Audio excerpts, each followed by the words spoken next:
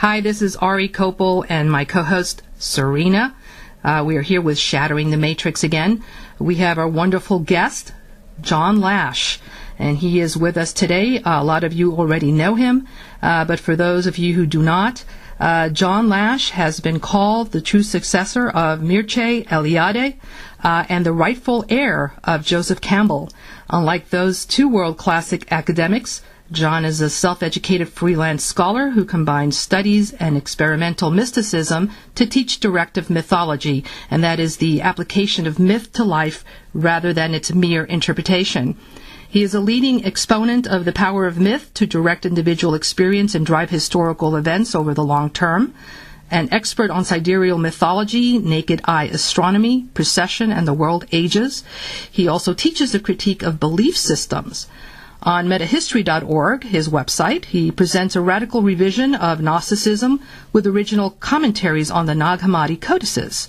He also presents the only complete restoration of any scholar of the Sophionic myth of the pagan mysteries, the sacred story of Gaia Sophia, recounting the origin of the earth and the human species from the galactic core. Since October of 2008, John Lash is teaching planetary tantra and interactive magic with Gaia through the archetype icon of the Shakti cluster, the Tantric tree of life.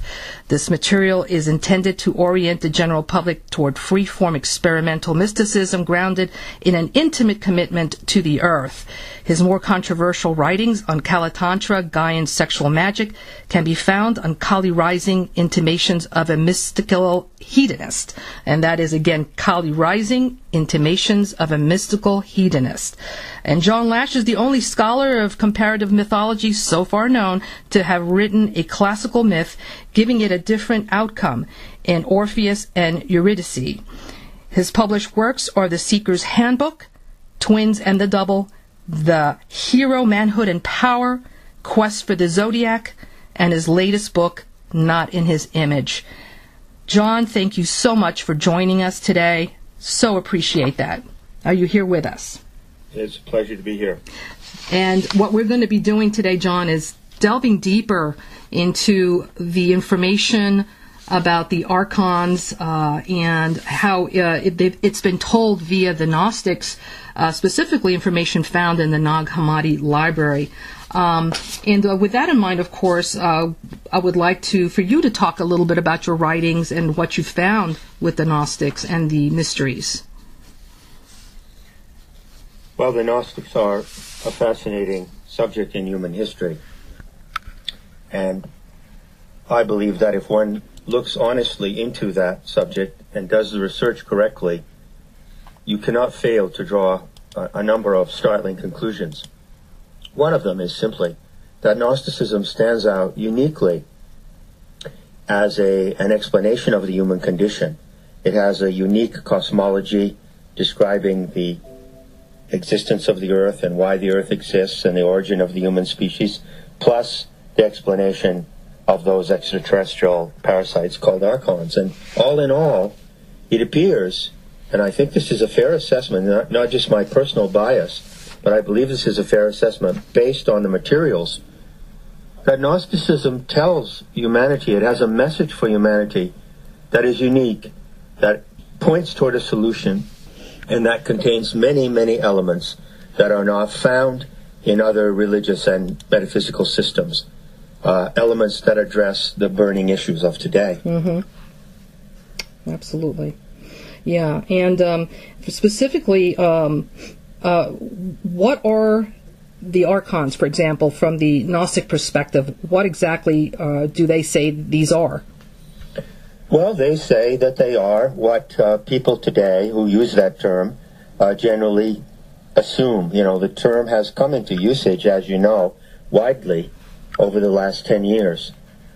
And I guess I could say fairly, without appearing to be arrogant, that I'm the person who introduced the term Archon into the global conversation.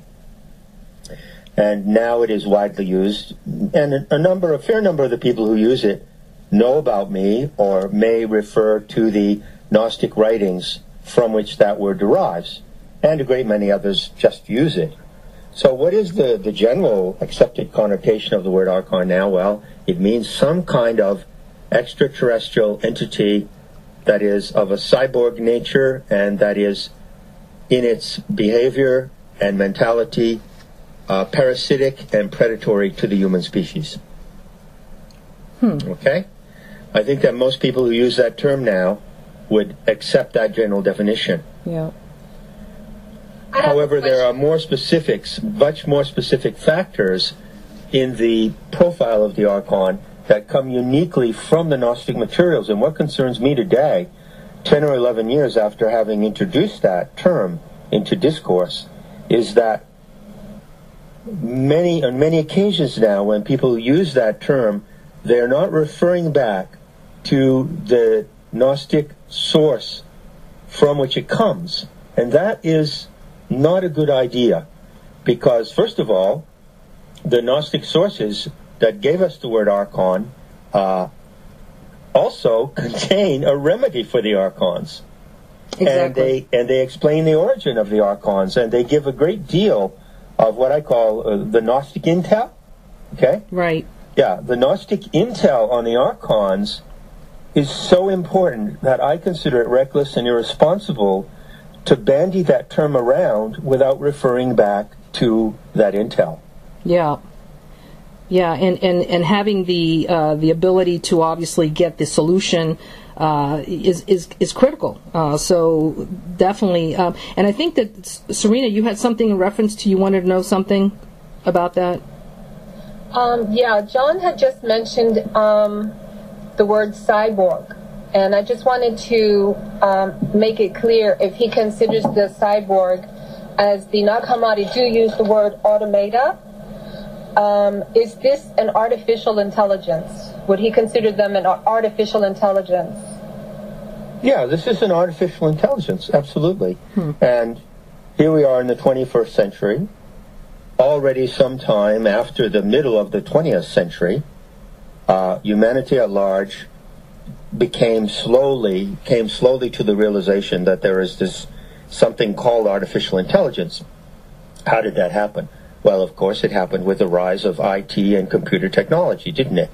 Yeah. And so currently, almost everyone in the world, certainly everyone in the Western world, has had their hands on a computer, an iPhone. They're using artificial intelligence. But what goes a step further than that is the Gnostic intel that informs us that the artificial intelligence of the Archons is an independently existing entity.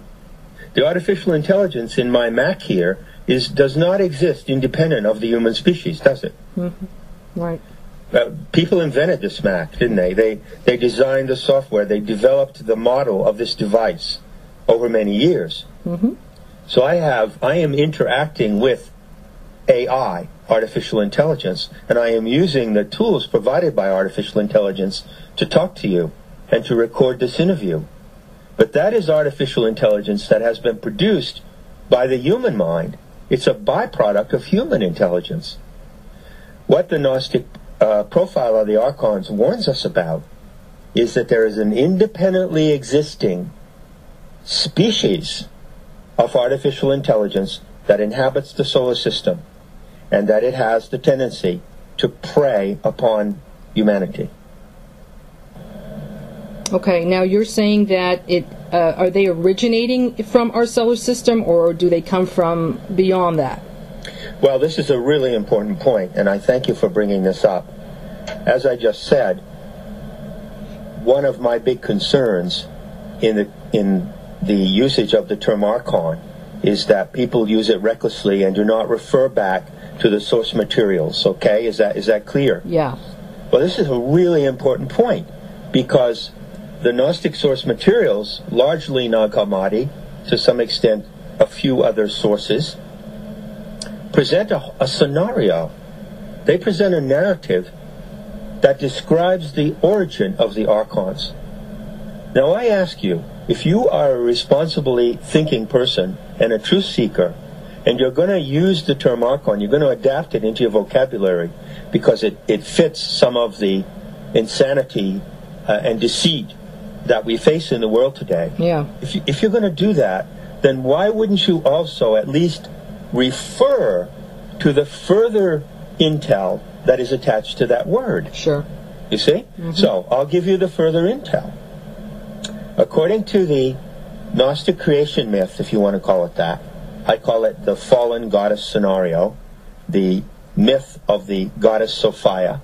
According to this massive cosmological scenario, the Archons are an alien species that was created by accident before the Earth came to exist.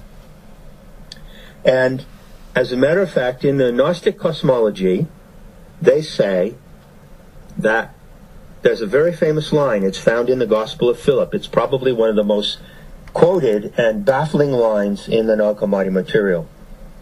The world system that you inhabit came about by a mistake. That's a pretty remarkable statement, isn't it? Yeah, sure is. I mean, if that doesn't get your attention... Oh, big time. Oh, yeah, big time. Right? Yep.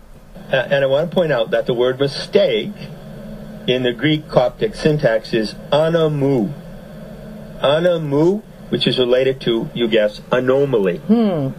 So another way you could translate it is to say, hey, look, human beings, the world system you inhabit is an anomaly. Wow. Now, if you don't understand what the anomaly is, then you don't know where you're at. Right? Right.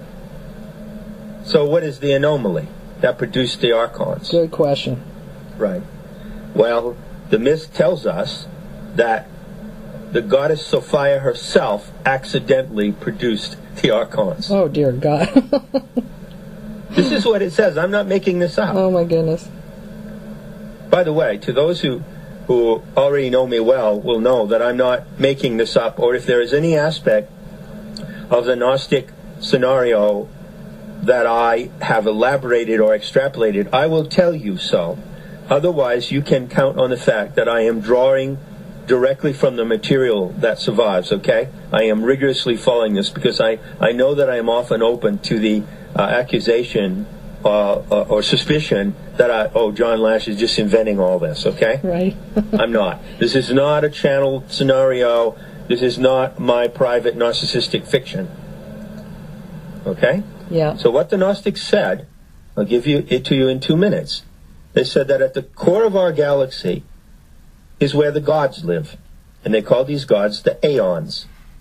And they said that these gods live in the hub or core of our galaxy, and they invent for their own entertainment experiments. But the experiments that they invent or design do not unfold in the galactic core. They unfold in the many planetary worlds that arise in the limbs of the galaxy. You know, of course, we inhabit a 4 or 5 armed lenticular spiral galaxy. Yes. Okay, so you have that picture. Yes. Right. Well, that's the setting of Gnostic mythology. That's the setting of the fallen goddess scenario. It doesn't describe the entire universe. It talks about the galaxy we live in, our home galaxy. It's a star myth regarding our home galaxy. And they said, among these gods who are in the core, a hub of the galaxy, who are like vast currents of living light, vast currents of living luminosity, who are alive, but not in an anthropomorphic form, nor even in an angelic form. They're more like in a serpentine form. They're like great torrents or serpents of light. That they are alive and that they are love to create experiments. And that they seed these experiments in the worlds that arise in the galactic limbs. But normally they themselves don't go into those worlds. Right. They remain, as it were, in the observation booth of the galactic hub. Well, what happened with the Aeon Sophia, to make a long story short, is that she and another god, or Aeon, called Thelete, working together, and the gods often work in a tantric... Hello? Oh, I think we lost John. Hold on 1 second. Okay, I think we just lost John. We're going to try to get him right back. Let's give this a shot here. Just 1 moment.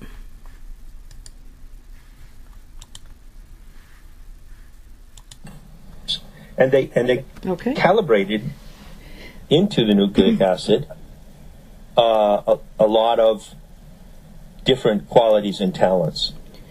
And John, could you go back like maybe a couple of sentences before, only because I lost you for 2 seconds there, and I know. Yeah. Okay, and also I'm hearing an echo of my own voice now, very strongly. Oh my goodness.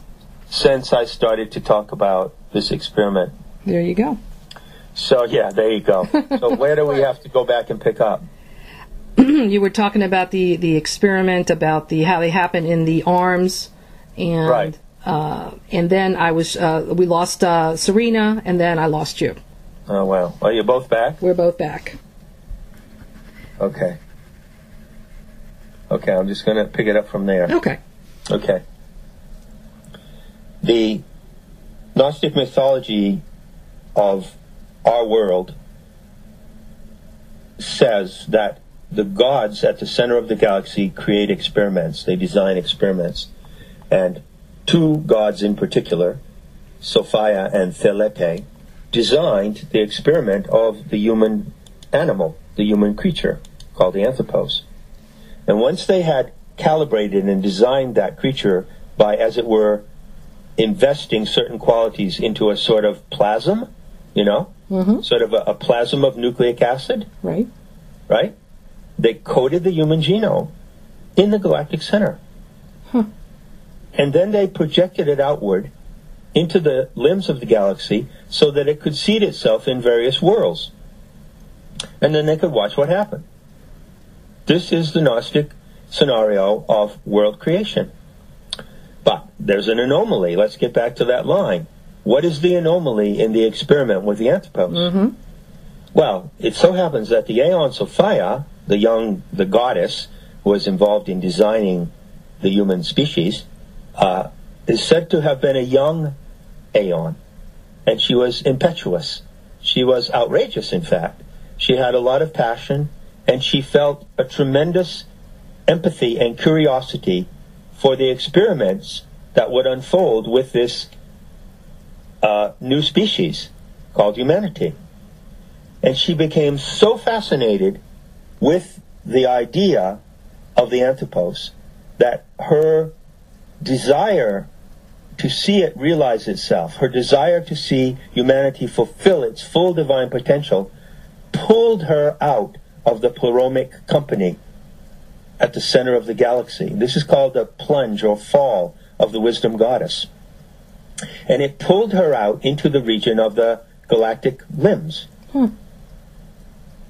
You can imagine that event as a huge spiking of pure white luminosity from the galactic center outward toward the periphery of the galactic arms. Can you picture that? Mm-hmm, sure. Well, as a matter of fact, there is scientific proof that such a spiking actually occurred. Wow. Some years ago, not too long ago, 5 or 6, scientists found a curious kind of a tunnel in space that proceeded from the galactic center out to the third galactic arm where we are located presently. That's amazing. Yeah. Yep.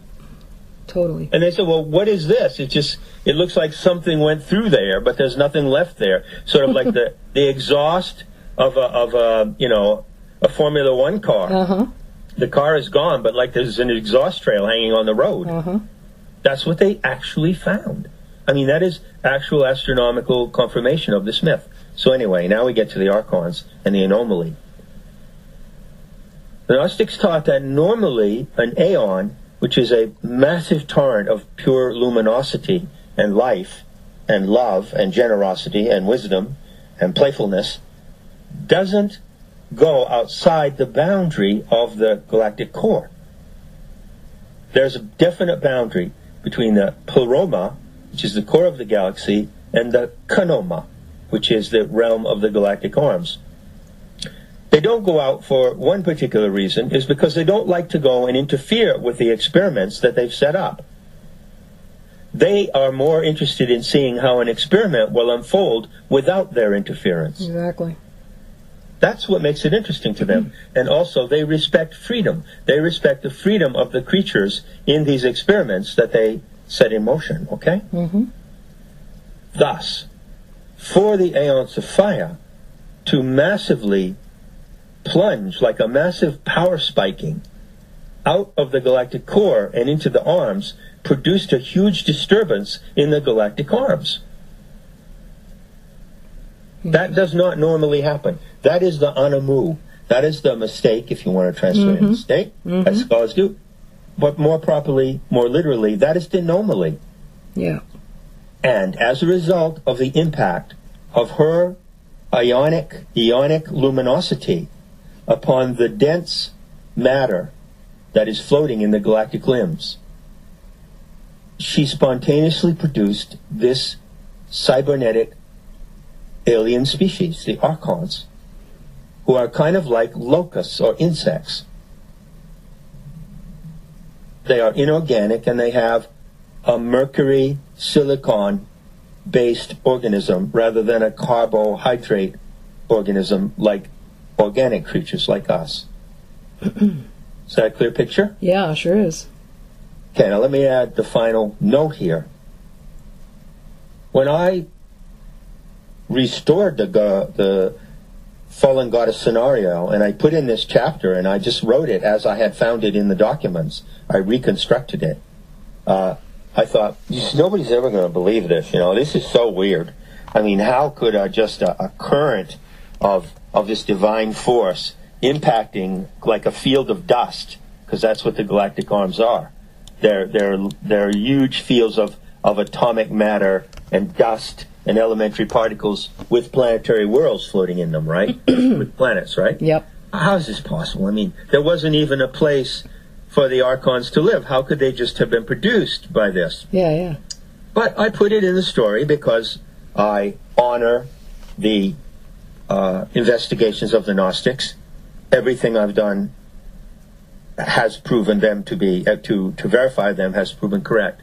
Well, some years later, I read about the Akari insects. Have you ever heard about them? No, I personally haven't. ACARI. You want to go and research, go into Google and write the abiogenesis. That's ABIOGENESIS.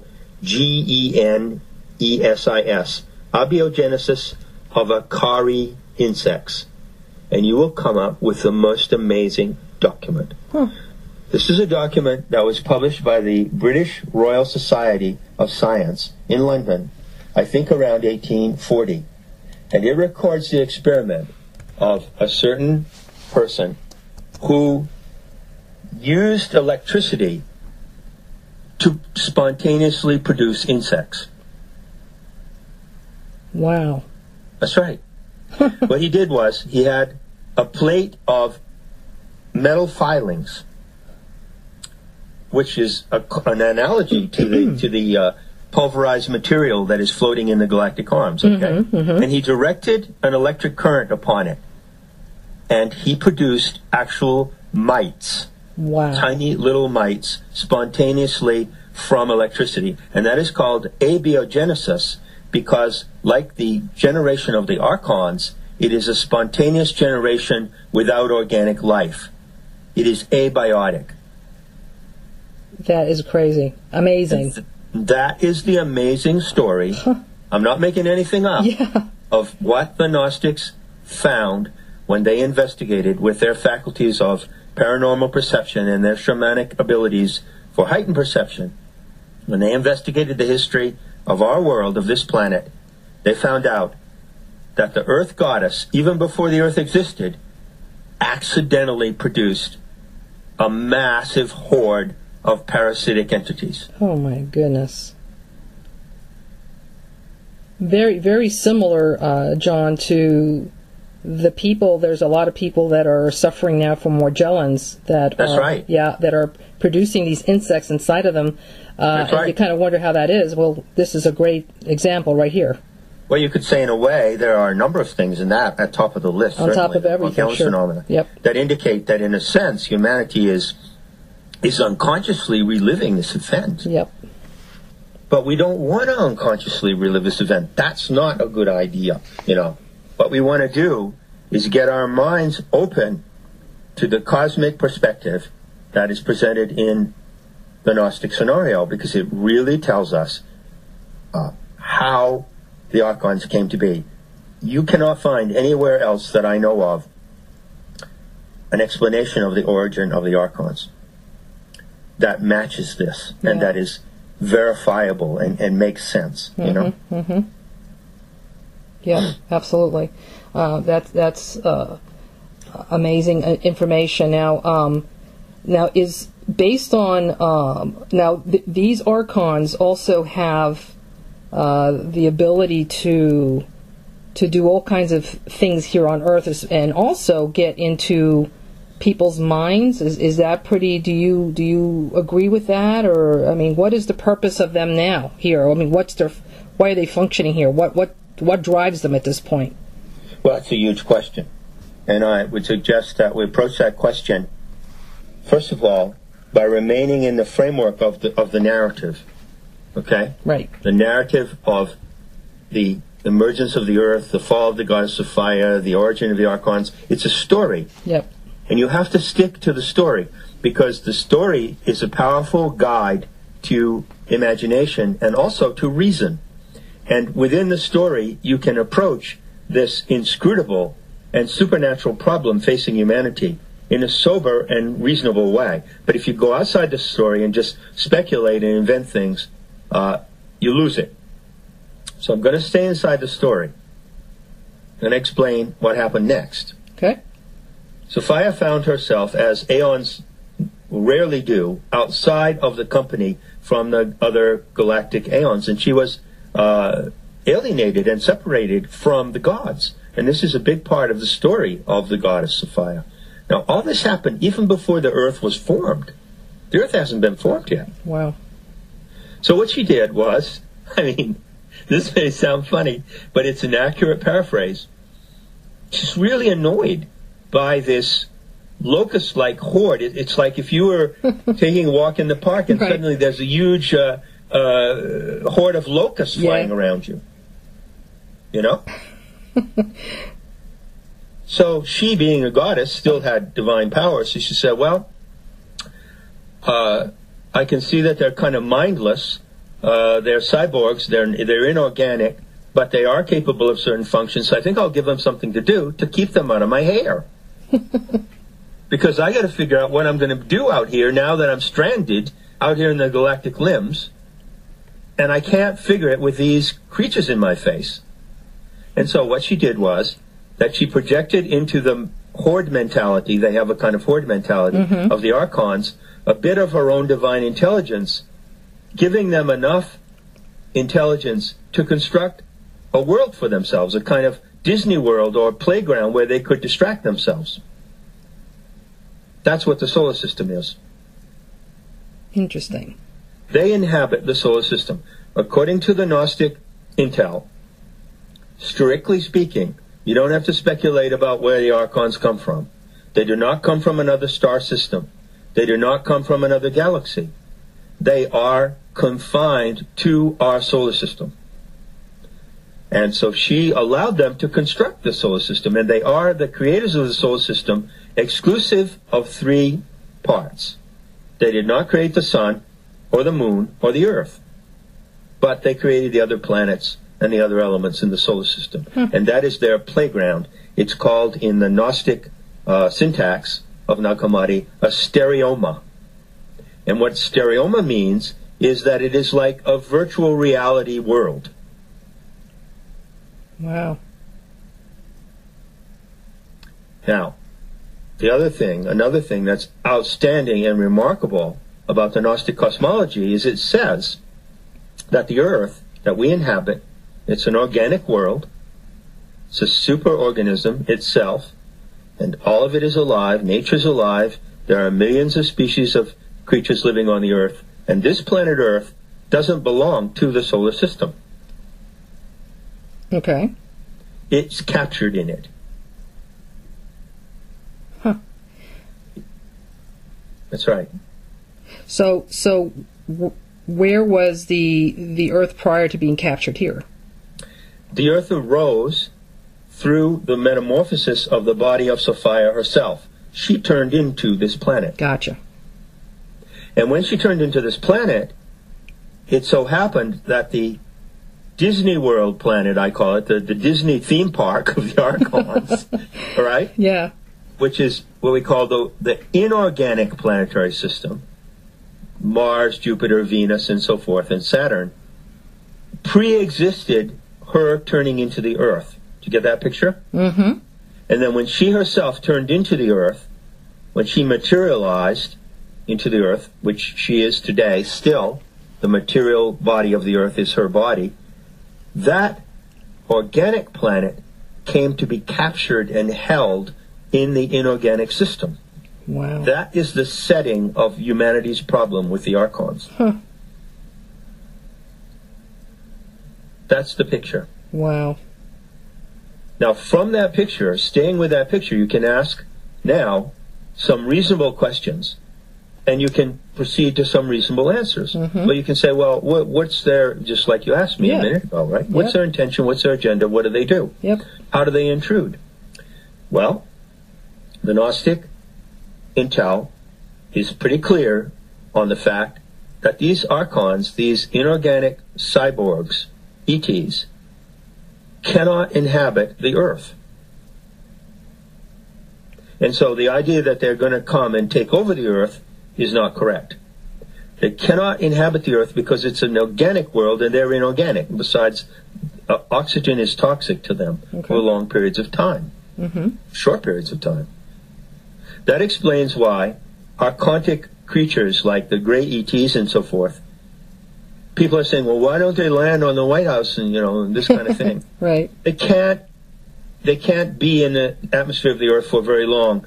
Just like a deep sea diver Sure. Mm-hmm. could not be at the bottom of the ocean for more than a few minutes. Yeah. Okay? Yeah. So, they're very exasperated because they envy our world. And the Gnostics use this term explicitly. Phonos. P-H-T-H-O-N-O-S. Pathonos in Greek means envy. And they said that the Archons are dangerous to humanity because they see that we were created by a divine imagination in the galactic center, and they're just a result of an accident. Right. Yeah. And they don't like that. And they also envy us. They envy the beauty and innocence and creativity and playfulness of the human creature. Mm-hmm. Now you begin to get a sense of their agenda. What do people do, even human animals, what do they do when there is something that they envy, but they can't have it? What's the satisfaction that they can get?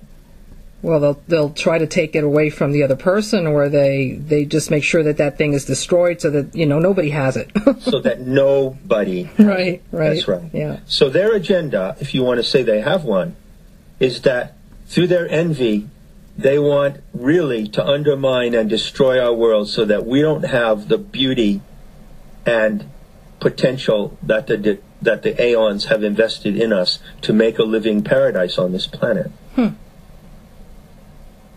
But they cannot come in and take over the planet. If they so modified the atmosphere of the Earth by dropping the level of oxygen to, say, 10%, right, so that they could possibly spend longer time on the Earth, they would destroy everything on the Earth. It would be a wasteland. They would be like locusts flying around in a field that had been eaten down to the dirt. Right. But this is what they're like. They're senseless. It says specifically in the second treatise of the Great Seth, which is an important Nag Hammadi text, that the plan of the Archons is senselessness. It's absurd destruction. Huh. So they would be capable of actually getting it to that point where it's totally, a wasteland? Is that the whole thing, or do they want to keep it to the point? They would be capable of getting us to get it to that point. Gotcha. Which they're doing a damn fine job of, if you ask me. Yep. Now you have to say, well, okay, if they can't come and invade us and attack us, like happens in the War of the Worlds or some Hollywood movie, how can they reach us? Oh, they can reach us, okay. They can reach us in a couple of ways which are really devastating. I'll name the three main ways that they reach us. First way is that they can reach us through remote viewing. Huh. And I have to tell you that there's a lot of them. Yeah. What is there? How many people are on Earth today? Gosh. What, over 7 billion? 7 to 8? I don't know, something like that. Right. There could be 700 billion Archons. Yeah, exactly. In the solar A system. lot of people don't know that. They don't think about that, but the numbers are greater. Right. And suppose that they work in teams, because they can't work individually. They work on a hive mentality. Yep. If you have a team of 100 or 1,000 Archons remote viewing on you, you're going to feel it. Yeah. Yes. Why do they remote view on human beings? Because that is their method of telepathic intrusion into the human mind. They are actually mind parasites. Exactly. So that's one of the great dangers, is telepathic intrusion from the Archons. The second great danger is that they have a skill that is invested in them that is their highest attribute or their highest capacity. And in the Gnostic Coptic writings, it's designated by the word Hal, H-A-L, which means simulation or virtual reality. They can project from outside the atmosphere of the Earth into the atmosphere virtual reality scenarios that are so real that human beings will mistake them for real events. Interesting. Similar to The Matrix, the movie, huh? Similar to The Matrix, similar also to E.T. abductions. Mm-hmm. There are many explanations for ET abductions, as you know. Yeah. A good part of them are that the ET abduction thing is just a screen for military black ops operations. You know that, of course. Okay? But let's say that there's a certain percentage of ET abductions and close encounters that actually do involve these archonic entities. How do they do that? They do that by producing a virtual reality simulation. Just like today, you know, Sony and these other big companies, global companies that are into AI, say, oh, you don't have to go to Bermuda for your vacation, we'll sell you a package. And you can sit in a special lounge chair in your living room in front of a screen, and we'll hook you up with our program, and you will be in a virtual reality vacation in Bermuda. Right? Right. That's like the holodeck from Star Trek, right? That's right. That's right. Well, if human technology has reached a point where we are at the verge of wanting to offer this, which is absolutely insane and ridiculous, of course, just imagine what the Archons can do. Exactly. And they are also behind a lot of IT. They're behind video games. They're behind drones. They're behind remote control drone warfare. All of these types of behavior, which are murderous to our world, are deviant forms of behavior that human animals are enacting because they have been infected by the Archon mind. Right. Okay? Yeah. Finally, there's a third weapon that they use. And the Gnostics probably lost their lives for what I'm going to tell you right now. The Nag Hammadi documents, as pathetic and meager as they are, contain a very clear warning to humanity. And that warning is that the archonic parasites will infiltrate and try to control humanity through religion. And they specifically designated the religion of what I call salvationism, of Judeo-Christianity, Abrahamic religion. Wow. And they said that this Abrahamic religion, which contains 4 elements, and they're all lies, by the way, but these are the 4 components of what I call the Palestinian Redeemer complex in my book, Not in His Image. These are the 4 elements of Abrahamic religion. 1, exclusive creation of the world by a paternal father God. No female power involved. That's a lie. Of course. The world was not created by a father God. The world wasn't created at all. The world is a metamorphosis of the divine Sophia herself. Yep. Okay? But patriarchy or patriarchal religion says no.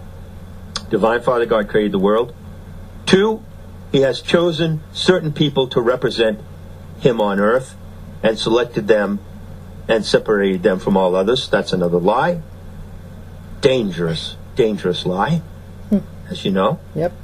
3, he is going to send his Messiah to help the chosen people implement his final program for humanity.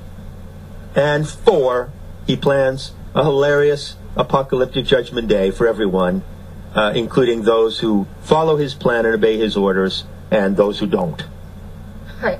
Hilarious apocalyptic, right? Right. Yeah. This is the great lie of patriarchal Abrahamic religion. And note that in this scenario, in this belief system, the Supreme Father God, who's attributed as the creator of humanity and of the world, has a plan. He has a divine plan, and he's got it worked out from soup to nuts. Yeah. Okay? Right. He's got it worked out. He knows the beginning, the middle, and the end. And the Gnostics warned that this belief system, which originated in its current toxic pathology from a tiny sect of the ancient Hebrews called the Zadokim, this belief system is the primary instrument that the Archons will use to destroy the human race. Now, if that's not a message worth paying attention to, really? I honestly don't know what is. Yeah. Yeah, it is. It is definitely worth paying attention to. I have to say that is huge. And if I may, I have a couple of questions at this point. On some of the points that you have already made, I want to go back a little bit. From soup to nuts, actually. That is hysterical. I really want to laugh loud. From soup to nuts. Okay, now, when you say that, it occurs to me the scenario that we have living here on this planet in this density, from reincarnation to the life that we have here, to passing over and having what a lot of people refer to as a life review. I would say that the Archons have all of that covered as well. The reincarnation cycle, our life here, and what they call a life review, which inevitably sends you back into this reality here again. This is what I see when you say the words soup to nuts. What do you think about that? Well, you raise an interesting question, you know. I haven't actually I've been investigating those particular subjects lately, and I wouldn't want to speak prematurely about reincarnation and so forth.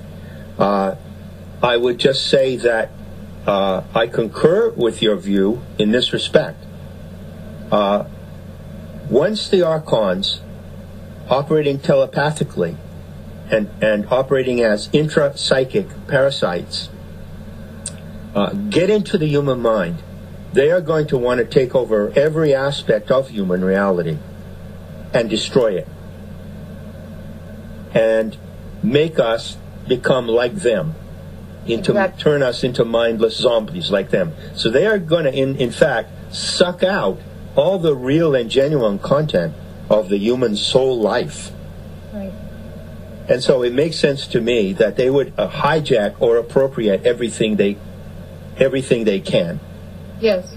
And so that they would try to appropriate even the experience of death and the after-death process, whatever it may be, makes perfect sense to me.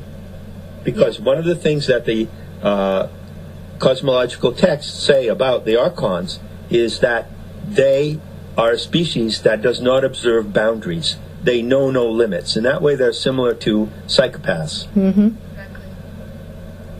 Yeah. And it's beyond human comprehension to understand how far these creatures go. That's right, except that we have the story. Right. It is unimaginably weird. It's like science fiction. And in fact, people have observed, religious scholars have said, hey, wait a minute. This Gnosticism is like, it's a religion, but it's more like science fiction, you know. But we can understand who the Archons are, how they originated, and how to deal with them if you stay in the story. You have to stay in the framework of the narrative. The narrative itself is a teaching device that allows you to come to terms with what it tells you. That's a really important point. In fact, that's one of the most important points I tried to get across as a teacher of the Gnostic message. Okay? Right. Thank you. Thank you for saying that, because it's my feeling that Gnosticism is the way of the truth.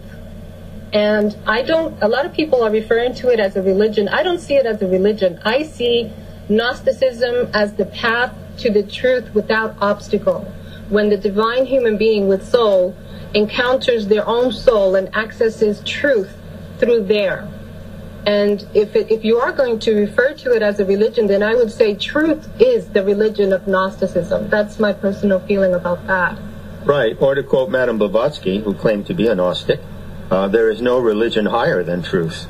You know? Oh, there you go. Well, somebody has already said it. Now, my other question is referring to staying within the framework of this story. Right. You referred to the mistake that was made. What do you say to people who believe that there is only one God and God does not make mistakes and God created the Archons and all the psychopaths and all the demons and everything that is going on here, and it's all, it's all good and it's all a lesson, and there are no mistakes, and we're here to live all of this, and this is normal and natural and everything is in divine order? What do you say about that? Well, I could say a number of things. Oh, gosh. I guess the first thing that I would say is that, dear sir or madam, your mental sickness has stunted your intelligence to the point that it may not be recoverable. That's basically what I'd say. Because if anybody, just let's put it down on a simple level of human beings, or as I prefer to say, human animals, human creatures living together, anybody who thinks that all is well on this planet and going according to God's plan maybe needs to go to another planet. Yes. Because that is so obviously untrue. Yeah. And I hold the opinion that as long as there is one human person suffering, or even one animal suffering at the hands of another, and as long as there is deceit and evil being perpetrated, then no one can be happy on this planet. We're all meant to be happy together and to thrive. That's my conception of the goddess's plan. Thank you. Well said, John. Unbelievable. Thank you for expressing that. Amazing. I mean, that is my posture. I know it's Serena's posture, and we try very, very hard to bring that forth, that kind of concept forth, and to have you express it as well is such a confirmation. Thank you very much for doing that. I have a question also with reference to the whole story, and it's just out of curiosity, where the Gnostics actually got this information from, if you even have any reference to that. How were they so connected that they were actually able to get this information and then actually write it down, of course? Do you know the origins of this information? Sure. That's a great question, Ari. That's a great question. Go ahead. Sure. I know the origins of this information. I go to those origins myself. Awesome. The Gnostics, I've said this many times before, but for those who are maybe hearing for the first time would be amused by this. The word Gnostikos is a Greek word, meaning someone who knows. Gnostikoi is the plural. And what very few Gnostic scholars will tell you is that word is an insult. And when that word was used back in the early Christian centuries, it meant smartass or know-it-all.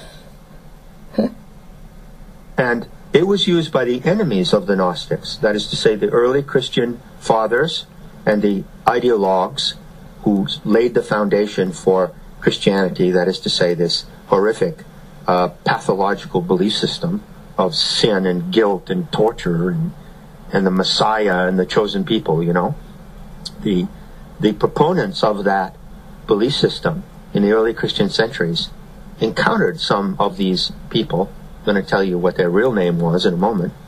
And found that these people that they talked to were pagan intellectuals, let's say, and spiritual people of the pagan world knew a hell of a lot of stuff. Mm-hmm. And they knew it. It wasn't just that they believed it, they knew it, and they had tested it, and they could confirm it, and they could defeat the Christian propagandists at every argument. And so the Christian propagandists resented them, called them Gnosticos, smart-ass know-it-alls. But they called themselves teleste, meaning we who are aimed. It's a word from the Greek telos, or telos, T-E-L-O-S, which means aim, purpose, objective. Okay? Mm-hmm. So someone who has a name, who follows an aim, and who is aimed, is called a telestes, or a teleste. They called themselves that because that was the name they used in the pagan mysteries. The source of all their knowledge was what they did in the mysteries, in the mystery schools. That was the source of their knowledge. However, I might add that those who were initiated into the pagan mysteries took a vow of silence. Not secrecy. Please make this distinction. They took a vow of silence that they would not speak openly in public about how they experienced and accessed the source of their knowledge. Did you know that? I had no idea. Yes. Interesting. And for that reason, today you can go and research it. If you read scholars who have specialized in the pagan mysteries, such as Walter Burkert or George Milanos, who wrote about the Eleusinian mysteries, and others, you will find that they say, well, this is amazing. We have these things called the mysteries, the pagan mystery schools. They are by far the most widespread, influential, and interesting institutions of the ancient world.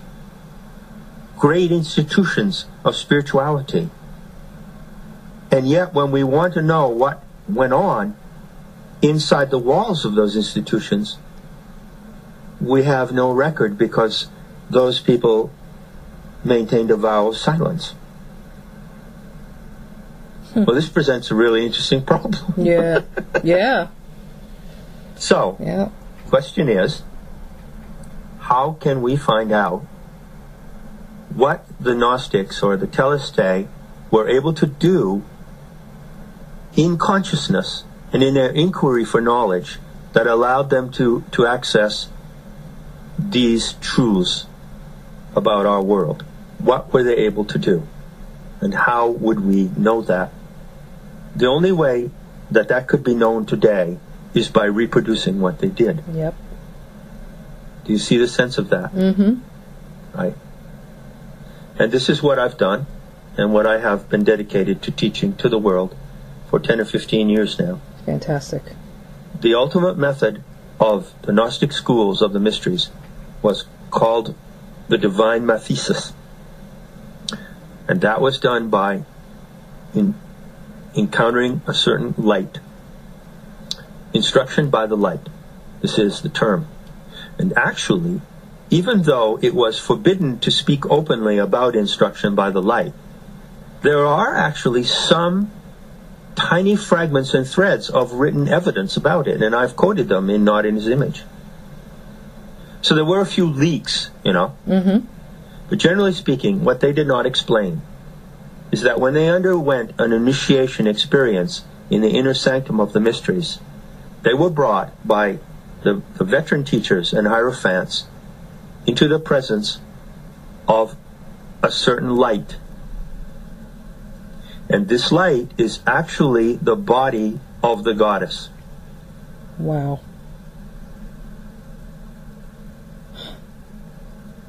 And when you're in the presence of that light, You are in the presence of her naked body, as it were. Her clothed body, her body of flesh, is the planet itself. Sure. But she has, in fact, two bodies.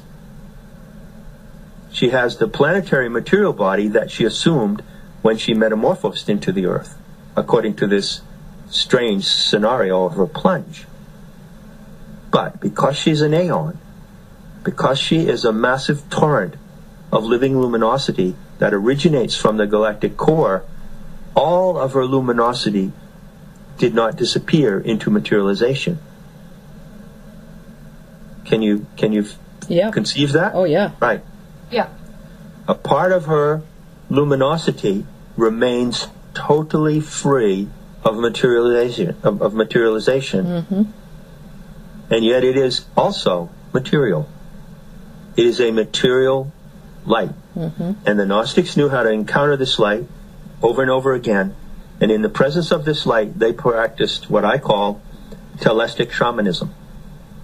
That is to say, they went into a cognitive trance, a cognitive ecstasy, because you go into ecstasy in the presence of this light, spontaneously. Mm-hmm. And in that state of ecstasy, they had a heightened knowing. And they brought questions to the light. And they learned directly from the light itself, from the instruction by the light. This is the method of instruction in the ancient mysteries that was never, ever disclosed publicly until I wrote my book, which came out in 2006. Wow. Totally amazing. Totally explains it, of course. It not only explains it, but it opens the door. Yeah. It's like saying, no matter what you think of what I'm saying right now, whoever's listening, no matter what you think, I'm saying that there's an option here. Mm-hmm. And so before you dismiss me or think this is too weird or get freaked out by what I'm saying, just consider that you have an option. Would you like to have this experience? Yeah. And why would you like to have it? And what would you do and what would you ask if you had this experience? You see? So it really is a tremendous opening to the truth-seeking spirit of humanity, that we now know this, and that the information, that the secret of the mysteries has come back to humanity. Unbelievable. That's phenomenal. Because that is definitely, that connection is just so vital right now. People have lost their way. Again, with the false religions and everything. So this would be obviously an answer, or the answer. This is direct access to source. Yep. See, when I speak in Gnostic language of direct access to source, it's not an abstraction. Yeah. It's not a loose expression. The source is the organic light. The organic light is the living, luminous presence of this Aeon Sophia within this world. And she is there to be reached by those human individuals who wish to reach her. Exactly. Well said again. And I just would like to expand on that point right there. Sure. Why we see on this planet such a patriarchal domination, and in many parts of the world, many parts of the world, there is still a misogyny that exists against the feminine that is unexplained and unexplainable even by those who possess this misogyny.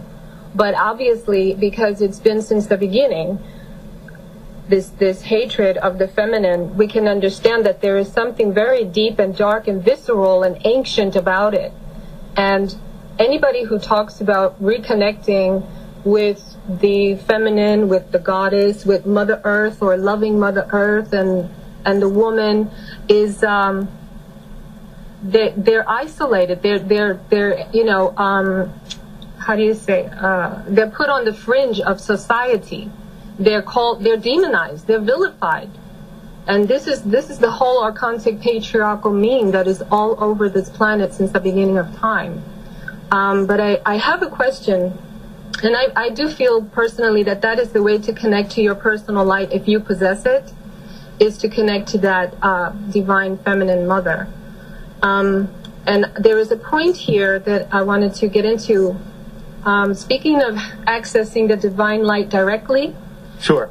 there are a lot of people who feel that we need authority. There are a lot of people who feel we need governments. Well, how do we do this? How do we self-authorize? How do we live as self-autonomous beings, as sovereign beings who do not need authority? There are a lot of people who feel that they need authority and governments, etc., and they can't imagine a world without it. That's right.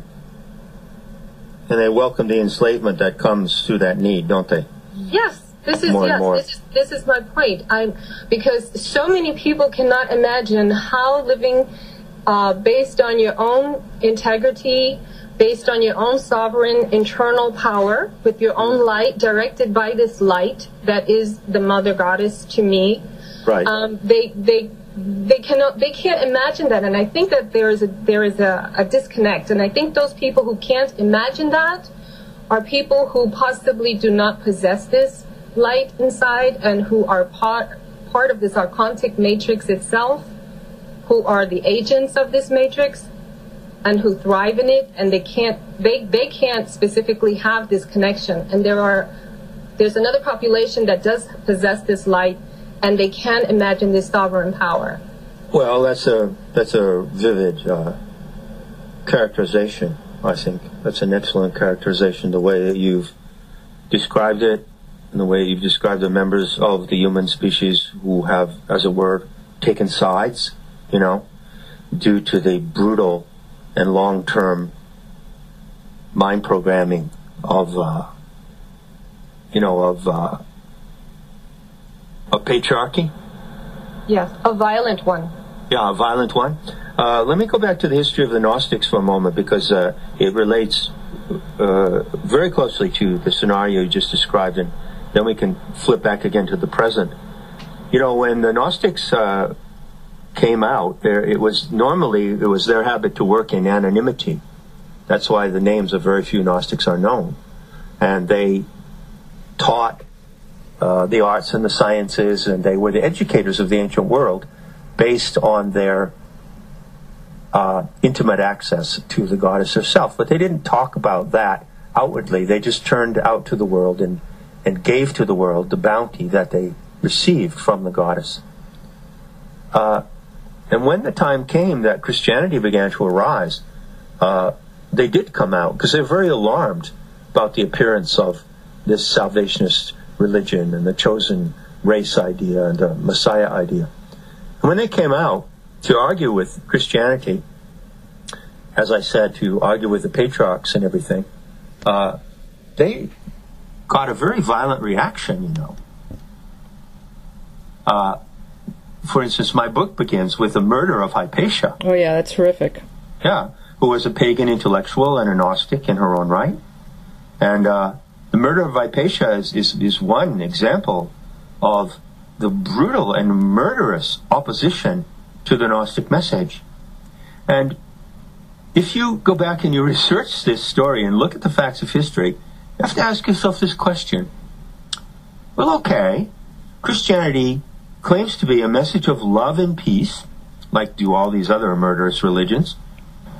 And so what about coexistence, I mean, if Christianity, as it arose in the 1st, 2nd, and 3rd century, the message of Jesus Christ, the love of the Father God, and forgive your enemies, and all these things, if that was such a wonderful, compelling message, and it was so good for humanity, then why couldn't they let the Gnostic message about the divine Sophia and the authority of each sovereign person to connect to her, why couldn't they just let it coexist and see which one won out? Exactly. Okay. Right? Yeah. Exactly. And they obviously couldn't let it coexist, because if humanity had been given, and if humanity today is given a fair chance to choose between one or the other, the people who are still sane enough to know what it means to be a human being will choose the Gnostic and Sophianic path. And all the rest of them will choose the other. And the reason why, to get back to your question, Serena, is because, and I explained this in my book, patriarchal religion is an authoritarian, woman-hating, goddess-hating paradigm that destroys the sovereign freedom of each individual. It destroys human conscience and replaces it by the remote control of an off-planet father god. And that destruction of the human conscience, I'm sorry to say, has been widespread and devastating. And there are many terminal victims of it walking around this planet today who cannot reclaim sovereignty. Exactly. There are many long-term injuries to the soul that carry back from the origins of the brutal violence of these. And speaking of these religions that would not accept Gnosticism peacefully, you can take that even much further, because their demonstration of their violence through the Inquisition and all of their acts demonstrate their insanity. Clearly. There has never been a longer and more brutal campaign on this planet than the campaign to eliminate the Gnostic message to humanity and to eliminate the wonderful revelation that the planetary goddess is present to her children and wants to receive her children and teach them and co-evolve this planet into the natural paradise it's meant to be. More blood and more effort and more inquisitions have been executed on this planet to repress that message than any other message. And I'll tell you the problem today. The problem today wouldn't even be insurmountable if it were just a matter of the people like who've gone terminal in patriarchal religion, like the Muslims, for instance. I mean, they're completely hopeless into a belief system of absolute abjugation, absolute abject submission to the authority of the Father, right? That wouldn't be so bad if they would just let the people dedicated to the goddess coexist. I don't care. They can go have their imams and they can go have their submission to the Father God. Just leave me alone. Right. But you see, there's no coexistence for these people. No. That's the problem. Yes, they developed an army. They developed mercenaries. They developed burning by the stake. They developed what they call the Pope's pears. Have you ever seen those things? And torture devices in chambers for those people who could not recite things from the Bible. And this is absolute sickness and insanity. And that's right. And we're at the terminal point of this insanity. And the question is, well, where is it going to go? I mean, I'd like to say we're a little bit past the halfway point of this talk. I hope that we can shift. This is a great time. Solution here, great time to do that right now, John. Absolutely. Because I don't want to be another one of those internet interviewees that's just harping and harping and harping on the problem. Yep. No, and I know that's not your orientation either. At all. So what do you think is the solution to this situation that we're facing? Well, I think that the first step toward the solution is the same for everyone. We come to the solution one person at a time, okay? And then maybe there can be a couple of people. It can build in communities, it can build into cells, and it can grow. But we come to the solution one person at a time. So how do we come to that solution? You spoke a while ago in one of your talks about humanity having been duped, right? Yep. And about all the lies that were told, right? Yep. And so that's, of course, a subject that everyone discusses when you start to wake up to what's happening in the world. For instance, we're duped about 9/11, right? Yeah. We're told about a big lie about the war on terrorism. That's a big lie. It's a pretext to take away people's freedoms and to keep them enslaved in fear. Fear, by the way, is a medium that the Archons thrive in. Yep. It's their juice. It's their Gatorade, you know, right. fear. Yeah. Right. And so we could list 1,000. We could spend the rest of this time listing 1,000 different things that we've been lied to about. And it's overwhelming and oppressive to face all these lies. But I want to suggest that there is one lie that if you could overcome that lie, it would empower you to start to overcome all of the other lies as well. And this is a really important point I want to make now, so I hope I state this correctly.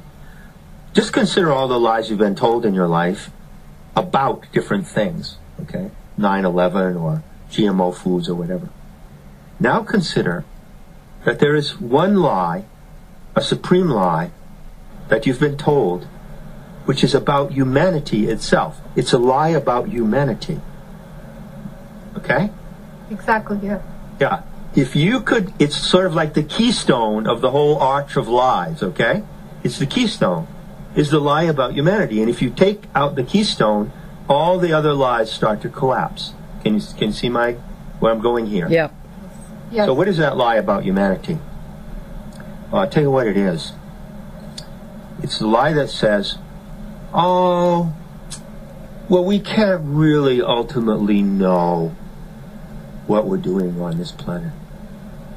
And we can't even really ultimately know how this planet came to be in the first place. Mm-hmm. Now we know that religion has stuffed our minds with a lot of fraudulent answers. Mm-hmm. We reject the answers of religion.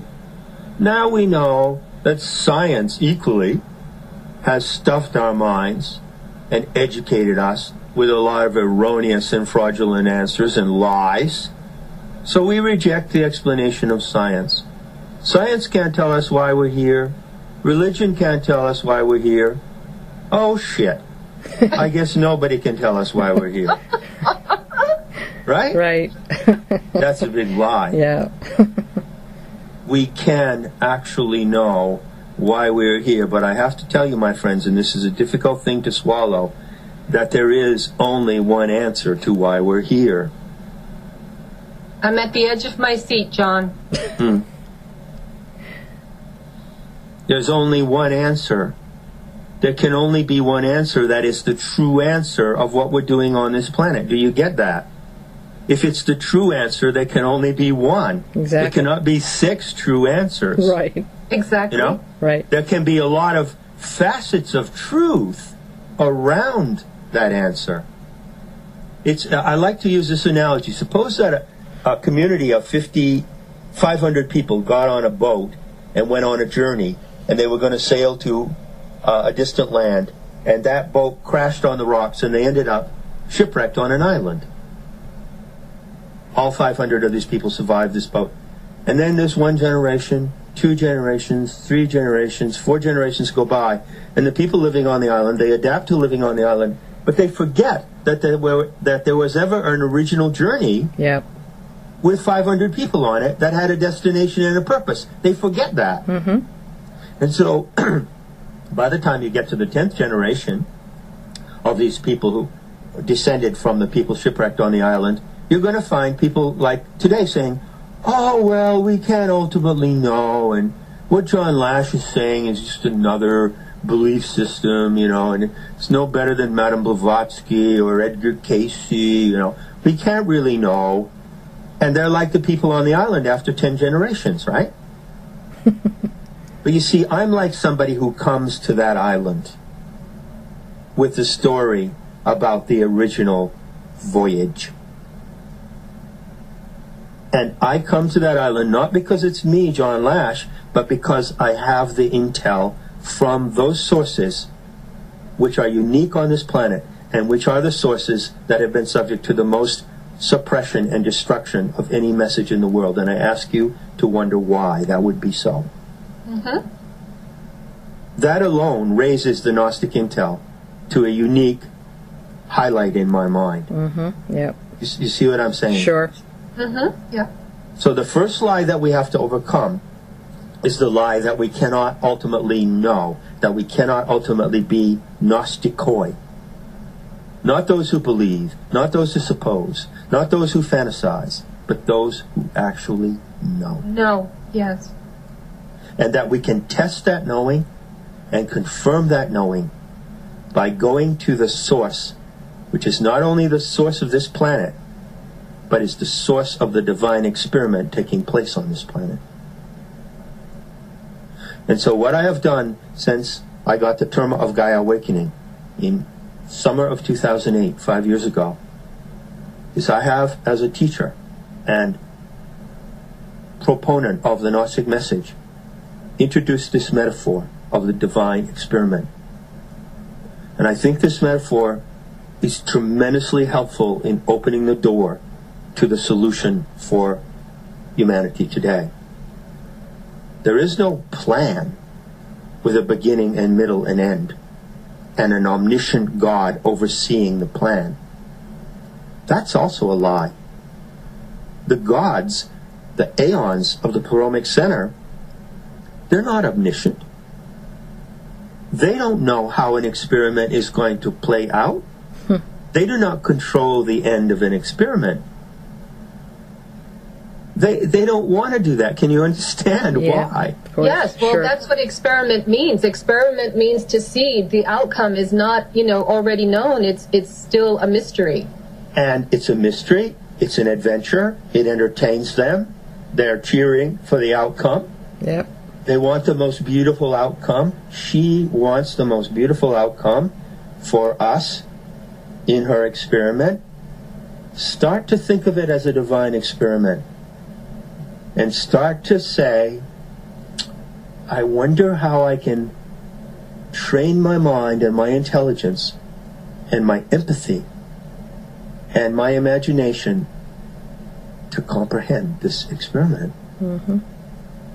And then to participate actively in this experiment with her, with the planetary animal mother, with the Aeon Sophia. And so there is a way to do that, because she herself wants that and has released to the human world the instructions for interacting with her in the experiment in order to correct it and to turn it around. And this is the moment at which we stand. This is the moment that the Gnostics foresaw. They called it the moment of Sophia's correction. And that is an actual term from the Nag Hammadi writings. The Greek word is diorthosis, translated as correction or resolution. So the goddess herself, who fell from the galactic center, who fell into isolation and became separated from the other gods, she's been in isolation for untold eons of time, who accidentally produced the Archons, who then turned into the earth, who then found that she herself became the setting for the laboratory experiment that she had previously conceived. When she conceived the anthropos, the human genomic plasm, and sent it out as they do into like a mycelium spread into the galactic arms, when she did that from the center, she didn't know that she was going to be the planet that would be the laboratory for this experiment. Can you get your mind around Yeah, that's crazy stuff right there. Wow. This is the story, and I am not making this up. Yeah. I have not said so far. There are some aspects of the narrative that I am extrapolating and elaborating, because it's a living myth. We live this myth and we evolve and develop it from within. But so far, I have been strictly giving you what comes from the 1.0 version. I call it Fallen Goddess Scenario 1.0, drawn from the Gnostic materials. You have to see that your life, your individual life, and your life as a member of the human species depends on empathy with this goddess, who is the living earth, who is Gaia, who is a superorganism, and she's like an animal. She doesn't have legs or ears like a deer. She doesn't have a nose like a dog or a trunk like an elephant. But the planet is an animated body. She's an animal, and you can communicate with her like you can communicate with any other animal. And this is what the Gnostics did. But we must feel empathy for her story and empathy for her situation in order to be drawn into intimacy with her. Wow. That is beautiful, John.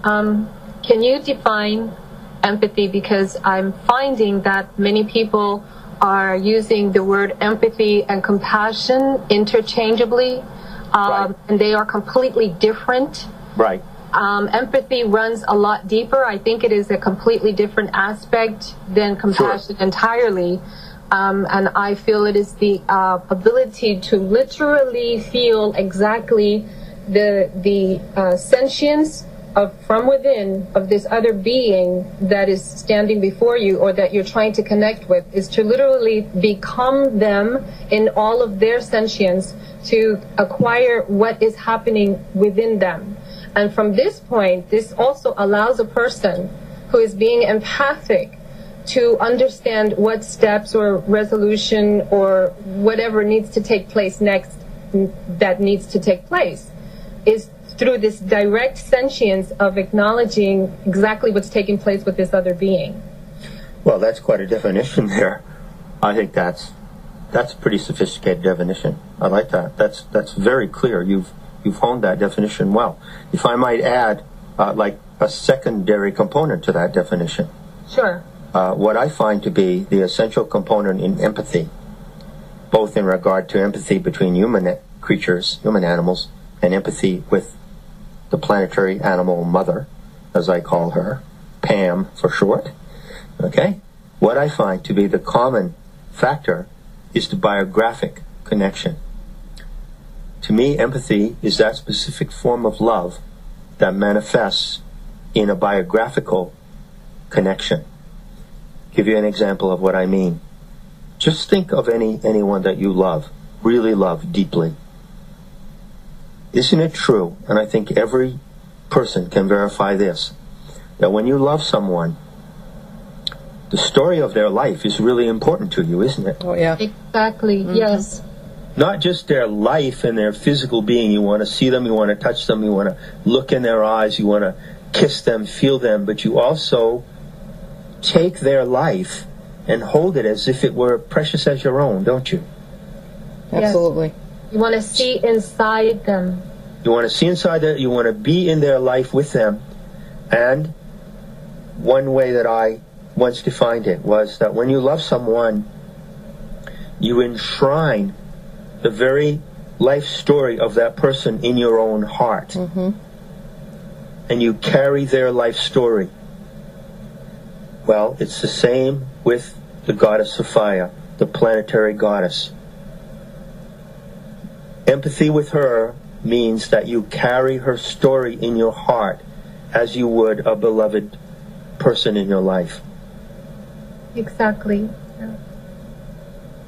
And that empathy is fostered by recounting the story and living the story over and over again.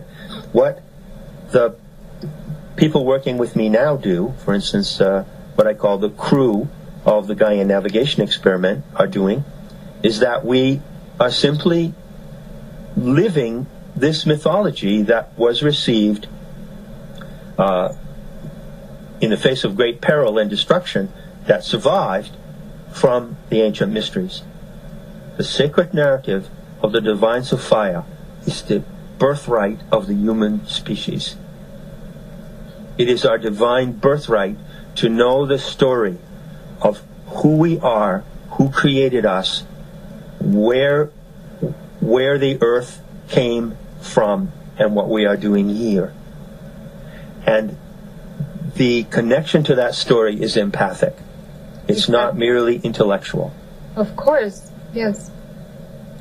Yes. Exactly. It's love. It involves love, and it involves a desire to merge with the history of where we come from and what we are. That's right. And a species like us I said when I set up metahistory.org in 2002, it went online, I think, in July 2002. One of the first statements I made is that the human creature is a storytelling animal. We are storytelling beings. We depend more than other animals on stories. And so we're going to be lost as a species if we don't know the story of our species. I mean, how could it be more simple than that? Yeah. And those people who say today, well, we can't really know the story of our species, I say wrong. I say wrong. I say that there were generations of people, the Teleste, who maintained these mystery schools, the founders of the Magian order, which can be traced all the way back to 6000 BC, who knew this story and preserved and honored and revered this story. They knew, and we can know again. Did you say Magian order? Can you define? Yeah, the Magian order, Magian. Yes. The Magian order is the ancient prehistoric root of the historically recognized Gnostic movements. And it's an order that was founded in northern Iran,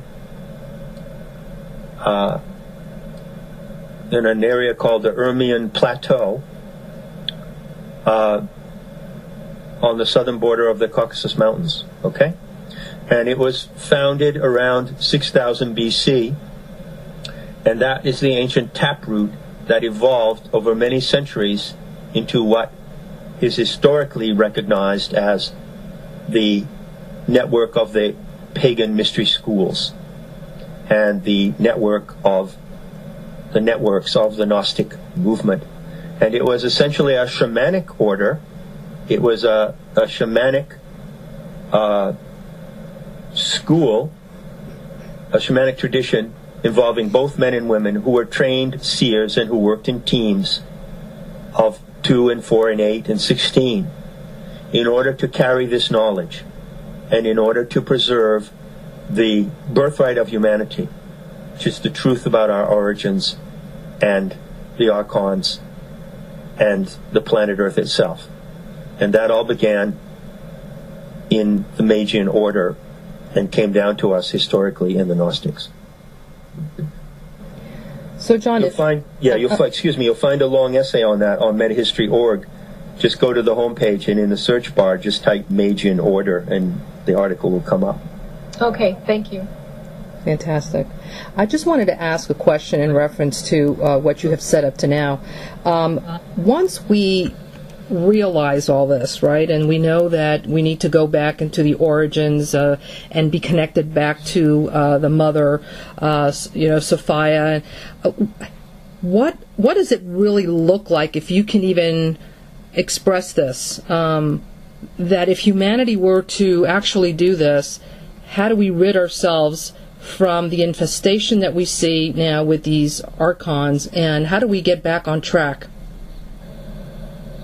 Well, of course, that's a huge question, and it's a question that looms over us heavily right now, doesn't it? We're obviously in an endgame scenario. Yep. In some respects. We're obviously in an apocalyptic scenario.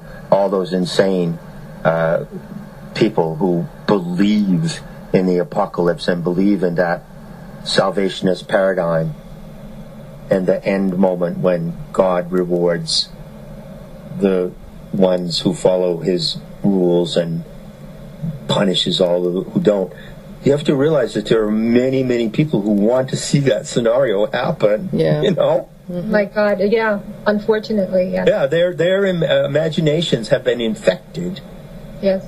With this archonic plant. It's what Carlos Castaneda called a foreign installation. Salvationist religion doesn't even belong on this planet. Patriarchy doesn't even belong on this planet. It's a foreign installation in the human mind, which has been propagated itself now through centuries, and is reaching a culmination point. And what's going to happen at this culmination point? I really can't say. I never predict. And I'm not a person who claims to be able to see the future. I just try to see the present, as clearly as I can. I do, if I were going to speculate, and I don't like to do this, but if I were going to speculate, I would have to say that there may be a clue in the Greek syntax from Nag Hammadi for this term correction. We are living at the moment of Sophia's correction. Of that I'm certain. We are living at the moment when she herself, embedded now in the experiment, realizes what has gone wrong and wants to correct the experiment from within. Well, first of all, she cannot do that without a degree of human participation. Sure thing. This is another way in which the Aeon Sophia and the true Aeonic gods are unlike these phony gods that have been sold to us. You know, the real God doesn't need human participation, does he? The off-planet Father God doesn't need human participation. He just wants obedience, right? Right, obedience, exactly. Yeah. Well, she doesn't want obedience, and she doesn't even want service. She wants co-creation and collaboration. Thank you. Awesome. Right. So we're at that moment, and this is the moment of her correction, but the Greek word for that is diorthosis, and I pointed out that the word diorthosis consists of two parts. Di, which means dual or division, and orthosis, which means a correction or a regulation of something. To make it orthodox means to bring it around to its right functioning, okay, in the original meaning. So, diorthosis then may be a two-part solution. So I talk about this often. I think there may be, honestly speaking, a solution for those who participate with the goddess in her correction. That solution would be to become a kind of alchemical catalyst for the next stage of humanity. And for those who do not, it's compost. Yeah. And you're crazy if you think you can love all humanity, or they're all going to come along, or there's going to be some vast, massive planetary awakening. I don't really think so. Yeah. What I think is that there is an inevitable split. Now, I don't want that split, but I think the split has to happen. Look at it in a family constellation. You know about recovery and and the family constellations, right? Mm-hmm. If you have, say, a large family of, say, 20 people, an extended family, and there's a lot of dysfunction and sickness in that family, there may be alcoholism, there may be gambling, there may be sexual abuse, there may be incest, right? Right. It works like a mobile, if you might recall the analogy of John Bradshaw. The whole family construct works like a mobile. It's hanging there, and if you touch one part of it, the whole mobile vibrates, right? Right. Well, you probably know examples, and you may be them yourself, as I am. If you're going to survive and save your own life, you've got to get out of the family constellation. Yep. You've got to get off the mobile. Yep. And let's go over here and let's make another mobile that is composed of healthy, synergetic relations between people who are bonded together in their love for the earth. Okay? It has to split. By the nature of the problem, it has to split. Yeah. It pains me to say that, but it does. Yeah. I believe, if I may say something now, or are you not finished with your thought there? No, I'm finished. Fine. Okay. I believe that what I'm calling the great separation has to take place. And I know this all one thing theory is popular, but the truth is we are not. The truth is I don't want to live as one with cancer. Or an infestation or sickness or psychopathy. I don't want to live with this. I'm not one with that, and I will never claim it. I really feel that there has to be something that is called frequency matching, where every entity or creature will be matched with their own vibration of whatever it is that they are. I think that's fair. But Ari mentioned something about what is the solution, or what does it look like, for humanity to get on board with the correction. And I would say, Ari, and we've talked about this a lot, is that it looks like, the Archons, as scary and as huge and as amazing and sci-fi as it all seems, and all of their interference, it's looking now like Archons are not the biggest obstacle to the problem. It looks more like humanity itself now is the obstacle to its own progression. It looks like humanity itself is the problem. Yeah. Well, I totally agree. And I have to point out, and I often do point this out, that although the Gnostic intel on the Archons, and we've only touched it, we've only just tweaked it briefly, is brilliant and extremely helpful. The Gnostics never blamed the Archons for the problems of humanity. Oh, no. We're responsible for our own problems. What the Archons do is they exaggerate the problem. They carry it out into realms of fabrication and simulation. They carry it into fraud. That's why everything is fraud today. Yeah. Yes. Human beings could maybe be dishonest with each other, and they could cheat each other and deceive each other. But if we were just confined to each other, we could work those things out. But when the deceit and cheating and fraud perpetrated by human beings gets to be extrapolated by archonic devices, then it just blows completely out of control. So the primary role of the Archons is to exaggerate our problems so that they become unmanageable. But at the end of the day, it's still our problems, I'm of the opinion, I really like what you just said. It's very helpful in bringing this interview around now more and more to the solution. I have one other thing I want to say as well, but I like what you said very much, because one of the things that I emphasize with the Gaia navigation experiment is, to some extent, and to maybe even to a great extent, you can count on the whole archonic matrix to collapse by itself. And I love that. I love that. Can you repeat that? Yeah. Can you repeat that? Oh, I love that. In the moment of Sophia's correction, it is fair and reasonable to count on the archonic matrix collapsing by itself to a very large degree.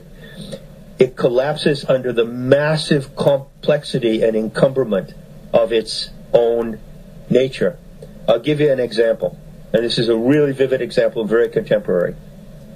There's a big hullabaloo going on now about Snowden and, the whistleblower thing, and everybody is so outraged because the NSA and the government is gathering all this information on us, and we're being surveyed. But let me tell you, the Gnostics told us that we were being surveyed, 6,000 years ago. Exactly. We've been under heavy surveillance by the Archons for a very, very long time. I know, thank you. Oh, that is good. No surprise. No surprise. And so you know what's happening now? Well, the Archons have infected human imagination. This is what they do when your imagination is not in the story and in empathy with her story. Your imagination becomes deviant. So imagination is key here. Yeah, it's a great power it's a great tool of solution. So human beings have become so infected with the archonic imagination and the archonic surveillance insanity that we're surveilling ourselves for the Archons. Yeah. Oh my God. Thank you. Yes. But the problem is, look at what's happening. Look at the information that they're gathering.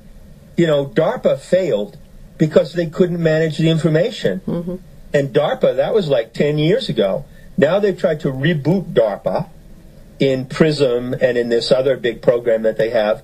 They're not going to be able to manage it. The whole thing is going to fail and collapse under the absolute encumberment of all that data. Yes. Can I say something about that? Sure. All of this data, isn't it true that all of this data is not really being looked at by human beings itself, but all of this data is being collected by artificial intelligence and analyzed by artificial intelligence? That's right. Right. Talk about doing the Archon's work for them. I know. There are very few humans behind this. There's very few humans behind it. And the trouble is, and not the trouble, but the wonderful news is, as the Archons said, as the Gnostics said about the Archons, their method is absurdity. They don't really have a grand plan. This is a mistake to think that the Archons have an agenda. their only agenda is to take away from us that which they cannot have, you know? And so they don't have freedom. They don't have free will, like a human being does, according to the design of this experiment. We're given free will. They don't have that, so they want to take away our free will. They want to take away everything. They're like people who envy something they can't have, so they don't want you to have it, so they're going to destroy it. And in their effort to do so, they're going to destroy themselves. And this is largely inevitable. And so what I'm saying today, coming around again to solution, is that let's get the intel on the Archons, all right? And let's learn as much as we can about them in the Gnostic perspective. The Gnostics explain how you can use sexual energy to repel Archons. It's the best thing for repelling Archons, is a healthy sex life. Did you know that? Had no idea. Yep. No, didn't know that. Go read the Gospel of Philip. Go into metahistory.org and go to the site guide and go down to what is called the Archon Files, and there's an essay called Kundalini and the Alien Force. Huh. And that essay cites extensively from the Gospel of Philip, which is one of the longer and better preserved documents in the Nag Hammadi books, in which they describe how the initiates of the mysteries created around themselves an impermeable aura of golden light called an Imphion by sexual practices. But you don't even have to do sexual practices. You can, if you want, sexual ritual to raise that energy if you wish, but just a good healthy sex life will repel the Archons. Also, there's another document in Nag Hammadi, I think it's called the Second Apocalypse of James, in which it describes an encounter with Archons. And the teacher, the Gnostic teacher in that document, tells the person who is facing the Archons in a close encounter how to repel them, what to say to them. And this is what you say. You say, I recognize you, my cousin. You're my cosmic cousin, you Archon, because you come from the same mother.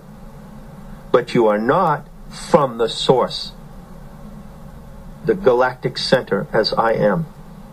And I remember my origin, and I remember who is the mother of my species. And you are not that. And when you speak that way to an Archon, the Archon will leave. Wow. Okay, John, I have a question because you just raised something that can be of concern to a lot of people. Now, you say sexual energy can repel the Archons. Mm-hmm. You're saying just a basic healthy sexual life can repel them, but there is pandemic pedophilia and sickness going on with what a lot of those people feel is a healthy sexuality that they possess. Good point. And there is a distinctive differentiation, and I would like if you can please make that distinction. Well, this is a horrible topic. Yeah. And yet it brings the conversation around to a point. I think that we have to go through this. We have to face this point. I was just saying that the problem of the Archons is vast, but it's manageable with Gnostic intel. But at the same time, let's bear in mind that there's a greater problem than the Archons on this planet, and it's called psychopaths and pedophiles and interspecies predators. Now, I coined this term, interspecies predators, a few years back, and I wrote a few articles about it. When you look at the human species, you find that we are, among all the creatures, the wonderful creatures in this habitat of the wisdom goddess, that we are the ones that prey upon our own kind. And by far, the most vicious form of that predation is pedophilia first, and then rape of a man or woman. These two acts committed by human beings are worse than murder. And we have to start facing this reality in our midst. The reality of psychopathy is a necessary lesson for any people who want to be engaged in Sophia's correction. Okay? Now, I don't know how to answer what you just said. People who claim that pedophilia is healthy sexuality, or even certain forms of homosexuality are healthy sexuality, what do I say to them? Well, I guess I have to make it really personal, you know. It don't look healthy to me, and I don't want any of that kind of behavior in my world. That's the only thing I can say. I'm not going to stand back and pronounce some grandiose statement about it from the pulpit. Right. Personally, I don't accept that behavior in my world. And you talk about humanity waking up. You know, if people really wake up, then they would acquire the ability to detect these predators in their families, in their communities, and in the government, and in the levels of the power elite. Wouldn't you say so? Yeah. Yeah. That's really waking up. Yeah. We were not prepared for this degree of sickness, I don't think. No, we weren't. We weren't, and I think that it was impossible to foresee, even for the Gnostics themselves, the extent to which the sickness and brutality of patriarchy would take us. Yes. But we're there, and we just got to face it. You know? And that brings up another subject, which I wouldn't want to get into in this talk because it would kind of maybe topple the apple cart. But it's a subject that I talk about a lot, and that is the exceptional and extreme capacity for violence in the human species. Mm-hmm. That itself is a subject that is on the agenda right now. Yeah. Okay, well, we'll save that for another talk. Let's do that. Like. Let's. But if I may, I have one last question, and I want to read something from your book, actually, Not in His Image. And I want to, because this touches upon the aspect of some of these creatures being actually physical beings, right? Which a lot of people do not believe. But I just want to read this passage. And you say, arrogant by nature, the demiurge deems himself to be at the center of creation, Lord of all he beholds. Gnostic texts state plainly that Yaldabaoth is insane, a demented god, or impostor deity. The demiurge is indeed a sort of god, a cosmic entity in his own right, but he is not a pleromic aeon. He is a self-deified, inorganic phantom, deluded about his own identity. This is not meant as a figure of speech or a mythological trope, not by a long shot. For the Gnostic materials clearly show that the adepts of the mysteries perceive Yaldabaoth and the Archons as real, physically existent inhabitants of our planetary system who wrongly attempt to penetrate the biosphere. End quote. And I think this clearly states that these are physical beings, are they not? Because a lot of people don't understand that there are physical beings who are these creatures. Yes, that's right. The Gnostics identified two types of the archontic entity. The drone or hive type, which is of a neonate nature, described as an aborted fetus, which you may interpret to mean a prematurely born fetus. So that is to say, a large head and spindly limbs. So we know what that looks like, don't we? Yeah. Yeah. Mm-hmm. That's the fabulous and well-known gray E.T. Mm-hmm. And then there is a reptilian type, which is described in the cosmological text by the Greek word drakona, D-R-A-K-O-N-A, draconic or reptilian type. Okay? And that is the overlord that rules the hordes of the embryonic types. This is the picture. Can you imagine that this intel comes from documents that are 1,600 years old, which themselves are derived from an oral tradition thousands of years old? Amazing. Actually, it's relieving that they do, because it shows the history and what's been going on here. Yeah, and it also shows that there were on this earth human beings accomplished enough in parapsychology and in paranormal experience to be able to detect and profile these beings. That to me is extremely positive to know. Yep. Yes.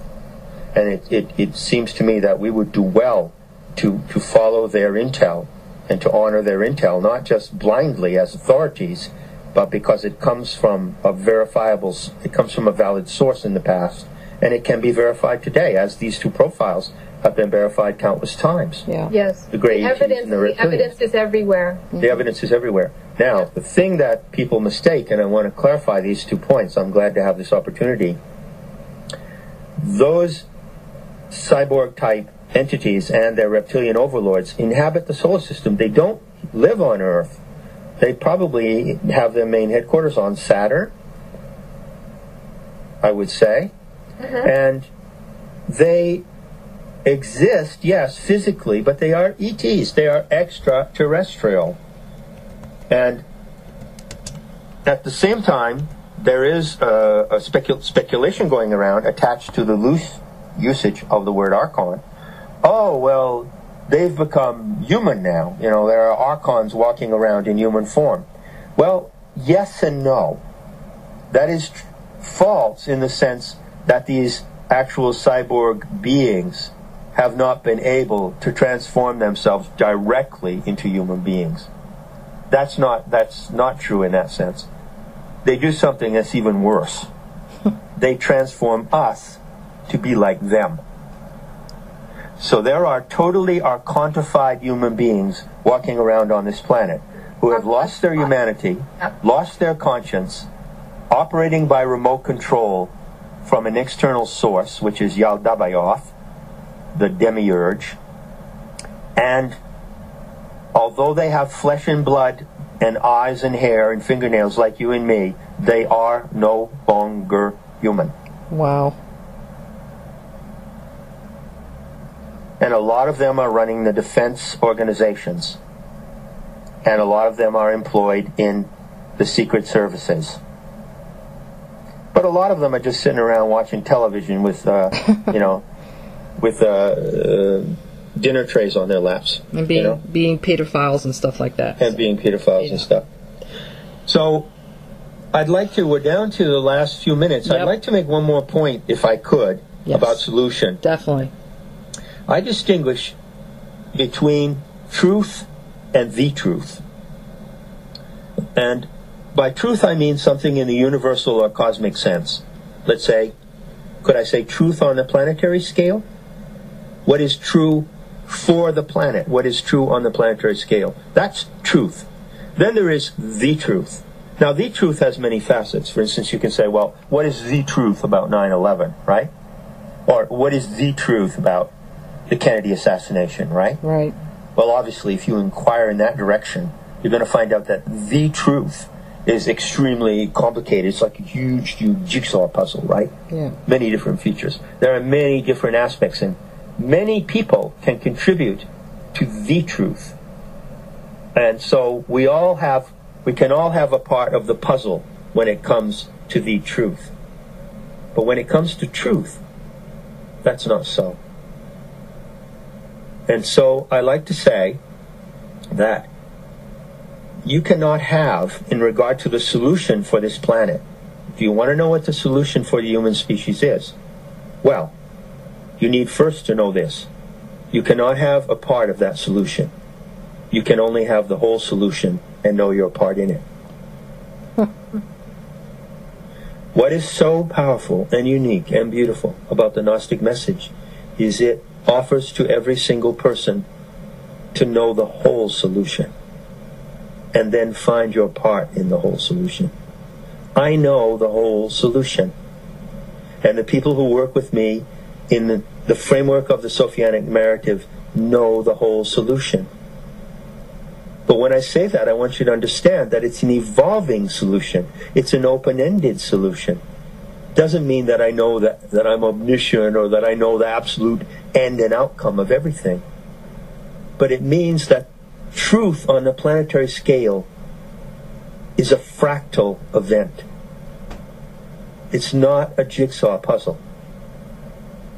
The Sophianic vision narrative replicates itself fractally in every imagination of every single human individual.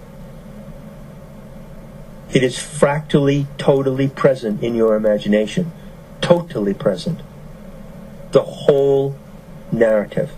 And when you have that, then you can see where you as an individual fit into that narrative. But if you do not have the whole solution, you cannot realize truth on a planetary scale. Indeed. Okay. And can you speak about, in speaking of solutions, the calling of the warrior, and an aspect of that which I personally love, which is being ruthless? Well, yes. Being ruthless means don't show idiot compassion for predators and people who are doing harm to others or going to do you harm. You know, one of the greatest lies that was propagated in Salvationist religion was the lie that says that if you forgive your enemies and love your enemies, it's going to make a better world. Right. Well, as I said in Not in His Image, I think it's the enemies who wrote that rule. Yeah. Right. Because it certainly works for them if you love them and forgive them, doesn't it? Absolutely. And how can they continue to go on and repeat their perpetration? Because they were forgiven. That's right, and because no one is standing up to them. Right. And so the story of how we are dedicated to life and the beauty of this experiment stand up to those who are against this experiment, well, that's the subject of another conversation, if you will. We will. Yeah, I have a feeling. Oh, yeah. Oh, yeah. Beginning of many. We want to get into as many details of that as we possibly can. Well, excellent. Absolutely. Excellent. Yeah. Well, the puma is poised. Awesome.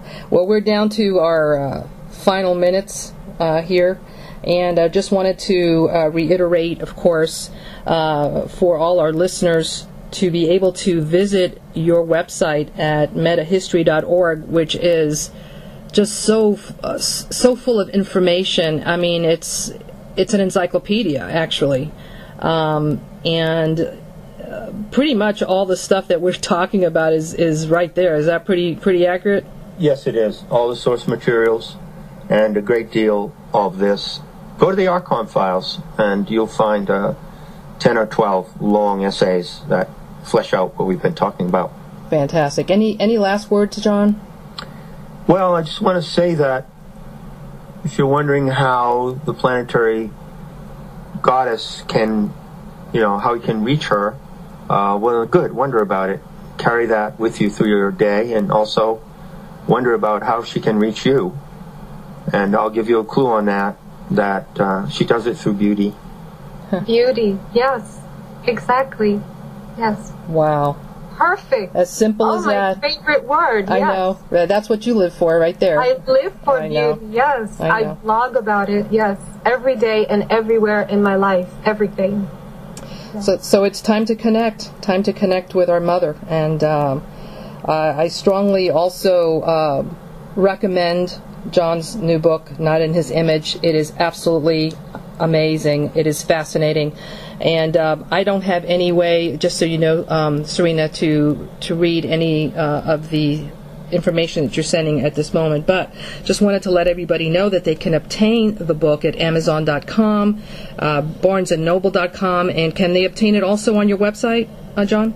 No, just go to the usual sources. Okay, fantastic. Yeah. Well, thank you very much for being with us today. It's going to be the first of many, many wonderful chats as we explore this situation that we face ourselves with. There are solutions.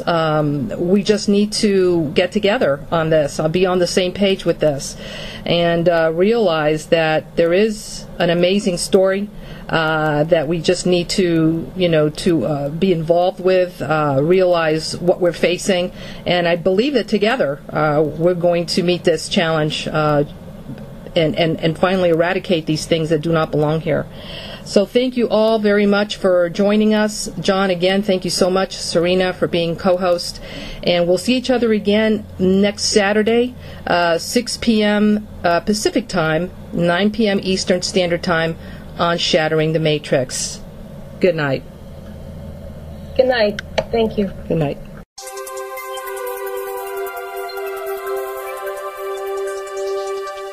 You've been listening to Shattering the Matrix with your host, Ari Kopel and Serena. Please visit our website, 2012emergence.com. That's 2012emergence.com. Find us on Twitter at Matrix Shattered and like us on Facebook at facebook.com/Shattering the Matrix.